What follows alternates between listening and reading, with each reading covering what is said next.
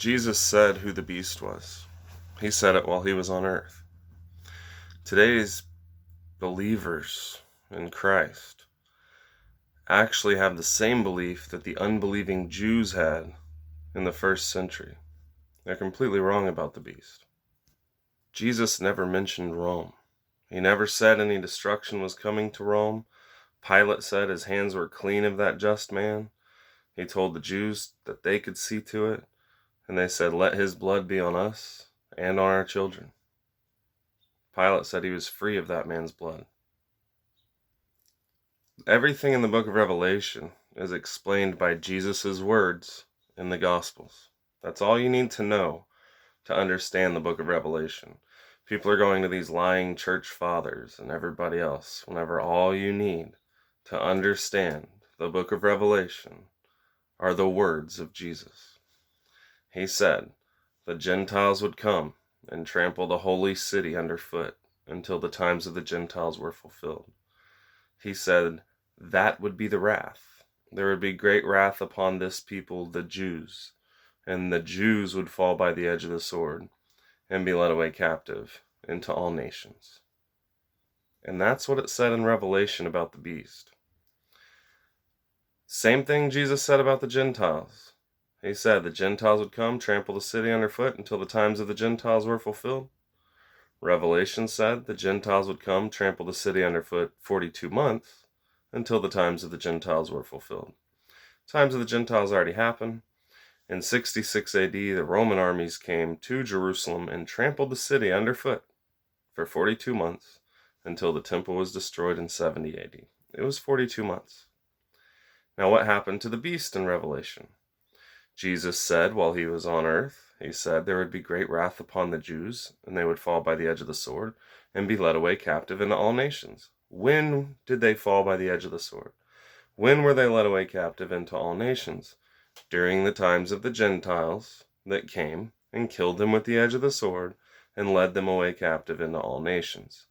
So what does it say about the beast? The beast was given power to continue for 42 months. Hear what the Spirit says. He that kills with the sword must be killed with the sword.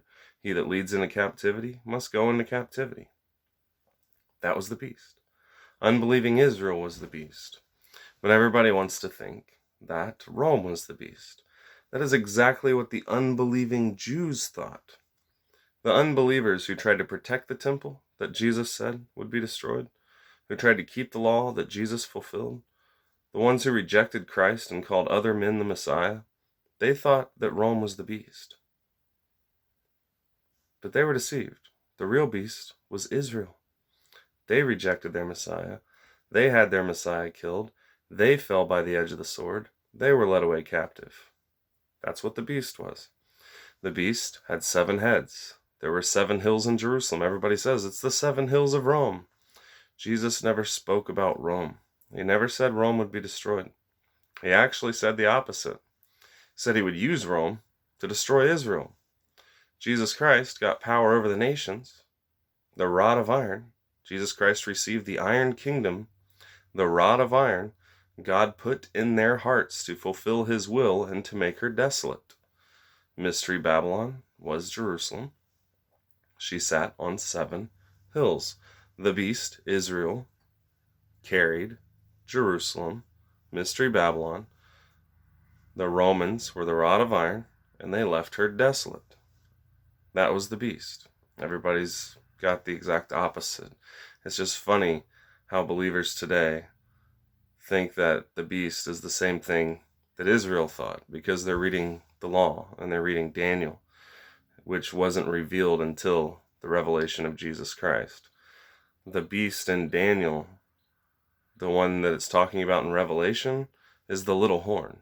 It's the little horn that came up among that beast, among the other 10 horns. What happened to Israel back then? 1/3 of the sea became blood.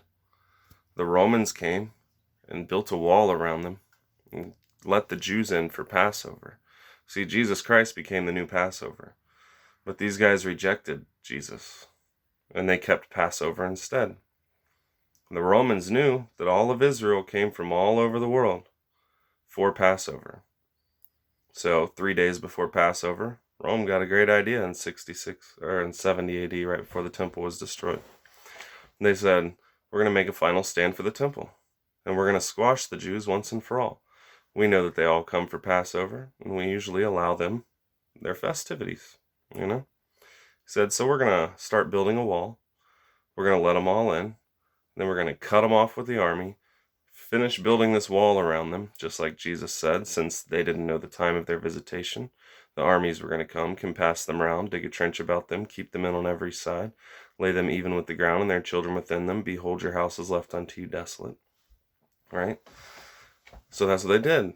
3 days before Passover, Rome got a great idea. The Jews came from all over the world. They trapped them inside the city. They built a wall around them. They said that the blood was so high that it was quenching fires in Israel by coming out of Jerusalem. So imagine this picture in your head. You've got a wall built around Jerusalem with millions of Jews trapped inside. And they kill so many Jews. They even killed 1 million Jews on the day the temple was destroyed. They killed so many Jews that blood was coming out of this wall. It was seeping out of the wall like a wine press and quenching fires in Israel. There was literally blood coming through the wall. That's what happened in history. They said the bodies were stacked so high that they couldn't touch the ground. They were killing so many people that they were walking on dead bodies. There was bodies floating in the rivers, damming the streams. The sea was a third blood. Historians, by the bones of people back then, say that the bubonic plague or cholera or some kind of plague went through back then and killed a bunch of them. And that was the wrath. It was Jesus Christ getting power over Rome, using Rome to destroy the unbelievers who did not believe in Christ. Jesus never said there'd be wrath on the whole world. He never said it would be the end of the entire planet. He said they would be led away captive into all nations. So nations still existed, and they went away captive into them. He said there'd be great wrath upon the people, the Jews, and told people to flee Judea, not the whole world. He said the temple would be destroyed. That's not something you tell people if you're going to destroy the whole planet. Like, oh, hey guys, I'm going to destroy this temple, flee Judea, because then I'm going to destroy that out there too. No.